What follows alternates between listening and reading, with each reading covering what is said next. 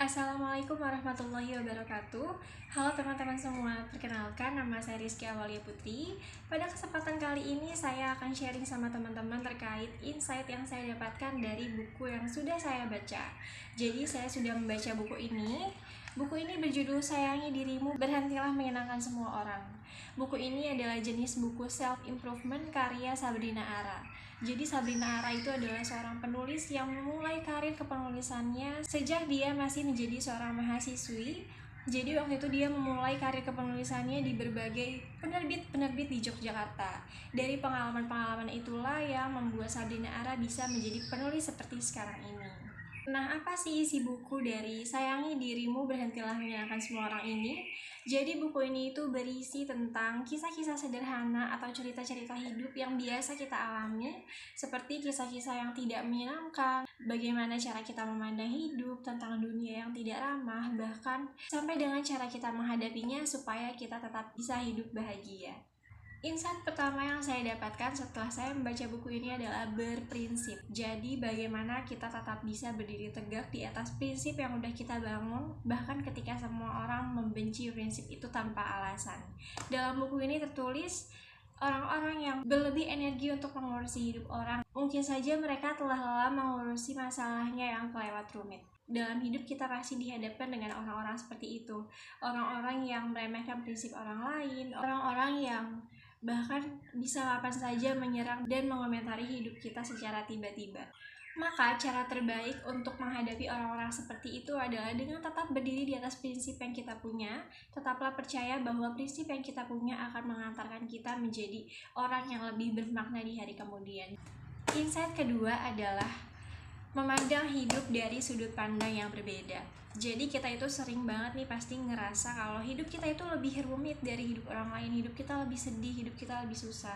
Padahal orang yang menurut kita paling bahagia bukan berarti mereka nggak punya masalah. Dan kadang rasa yang membuat kita tuh paling menderita itu adalah karena kita terlalu fokus sama kebahagiaan yang orang lain punya. Barangkali kita bisa merubah cara pandang kita untuk coba deh sesekali kita melihat kesulitan-kesulitan orang lain. Bukankah dengan cara itu kita bisa mensyukuri hidup?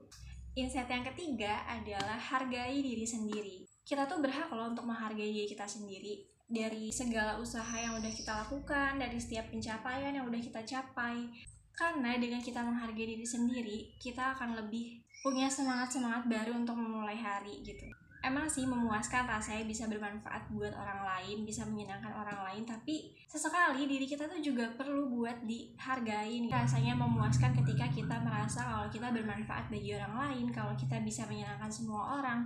Tapi sesekali kita juga boleh kok buat menghargai diri kita sendiri, mengapresiasi apa yang telah kita punya, memberi reward sama diri sendiri, karena dengan kayak gitu bisa membuat diri kita tuh lebih bahagia dan kita lebih bisa untuk mencintai diri kita sendiri. Insight yang keempat adalah melindungi diri dari orang-orang toksik. Orang-orang toksik atau toxic people itu adalah mereka yang bisa dengan mudah menyakiti kita lewat hati, lewat pikiran, lewat perbuatan. Yang kita semua tahu ciri-cirinya itu adalah manipulatif, mudah menyakiti, egois, tidak bisa berempati, dan tidak bisa mengakui kesalahannya sendiri. Itu adalah ciri-ciri orang toksik. Dan kalau kita terus-terusan berhubungan sama orang-orang yang toksik ini, itu bisa memperburuk diri kita sendiri. Itu cuma bisa ngerugiin diri kita sendiri. Kenapa? Karena kita pasti terpuruk karena perbuatan mereka, dan kita pasti bakal menemukan diri kita yang lebih buruk lagi karena pengaruh-pengaruh toxic people tersebut. Jadi gimana cara menghadapinya? Cara menghadapinya adalah kita tuh perlu keberanian. Gimana caranya kita berani untuk membuat jarak sama mereka? Kalau dia saudara kita gimana? Kalau dia saudara kita tuh cukup mengambil sikap aja. Mungkin kita bisa seperlunya. Jadi jangan sampai memutus hubungan, tapi cukup mengambil sikap untuk membatasi diri untuk seperlunya aja. Terus kalau misalkan dia pasangan kita atau sahabat kita, mungkin kita bisa cut off. Karena nggak ada baiknya untuk terus-terusan berhubungan sama toxic people. Untuk terus berhubungan sama toxic people itu cuma bikin diri kita sendiri tuh rugi gitu. Dan insight yang terakhir atau yang kelima adalah mencintai diri sendiri. Kata Sabrina Ara, mencintai diri sendiri adalah kekuatan memperjuangkan kebahagiaan. Kita tuh wajib banget loh buat bahagia atas apa yang kita punya. Kita wajib banget buat menerima kekurangan dan kelebihan yang kita punya. Kenapa? Itu tuh jadi tugas wajib kita. Jadi kita nggak bisa kasih tugas itu ke orang lain, kita nggak bisa maksa orang lain untuk mencintai diri kita, atau kita nggak bisa maksa mereka untuk membuat diri kita bahagia gitu. Dan gimana sih cara membahagiakan diri sendiri? Dalam buku Sayangi Dirimu, Berhentilah Menyenangkan Semua Orang karya Sabrina Ara ini ada beberapa cara supaya kita bisa mencintai diri kita sendiri. Yang pertama adalah meluangkan waktu. Kenapa meluangkan waktu? Jadi kita itu butuh yang namanya mengenali diri kita sendiri. Caranya kita bisa meluangkan waktu dari 24 jam itu kita bisa kasih beberapa space time untuk mengenal diri sendiri. Kita bisa mengajukan pertanyaan-pertanyaan bijak, kita bisa merenung, melakukan meditasi, atau evaluasi diri supaya kita lebih kenal sama diri sendiri. Cara yang kedua adalah kita tuh harus jujur sama diri sendiri. Meskipun kadang jujur itu pahit, jujur itu tidak enak, gak nyaman, tapi gak ada gunanya juga kan menentang kejujuran. Justru dengan kita jujur, kita itu akan lebih bisa menemukan diri kita sendiri. Cara yang ketiga adalah dengarkan suara hati. Jadi kita itu adalah orang yang paling tahu bagaimana diri kita sendiri. Tapi kita juga nggak boleh menutup diri dari pendapat-pendapat orang terhadap kita. Jadi ada kalanya pendapat-pendapat orang itu berguna untuk membantu kita mengenal diri kita sendiri. Cara selanjutnya untuk membahagiakan diri sendiri adalah terima apa adanya. Jadi kita tuh nggak perlu membandingkan hidup kita dengan orang lain. Ada banyak sekali kelebihan yang kita punya, kelebihan yang bisa kita banggakan, yang bisa kita syukuri, bahkan lebih banyak loh dari yang kita bayangkan. Cara selanjutnya adalah kita harus fokus sama dunia kita. Jadi kita nggak perlu tuh yang namanya hidup dalam drama orang lain.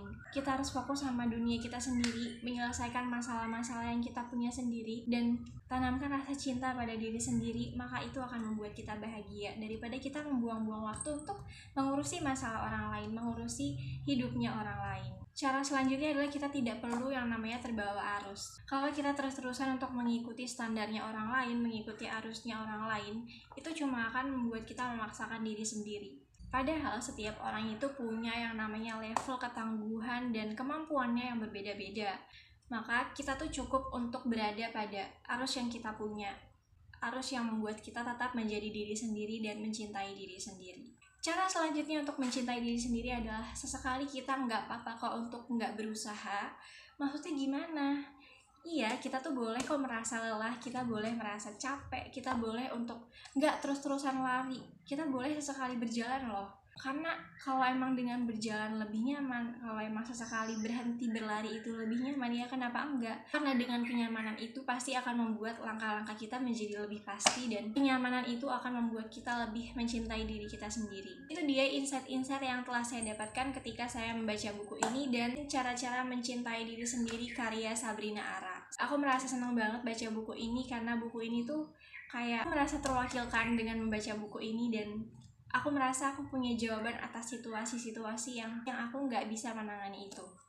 Dan yang menarik dari buku ini adalah buku ini itu punya kutipan-kutipan dari tokoh-tokoh terkenal kayak Nelson Mandela, Fiersa Besari, Jalaluddin Rumi, dan masih banyak lagi. Lebih menariknya lagi, di setiap bab dari buku ini dilengkapi dengan tabel bercermin, di mana kita bisa isi tabel bercermin itu dan itu bisa menjadi media untuk mengenal diri kita sendiri.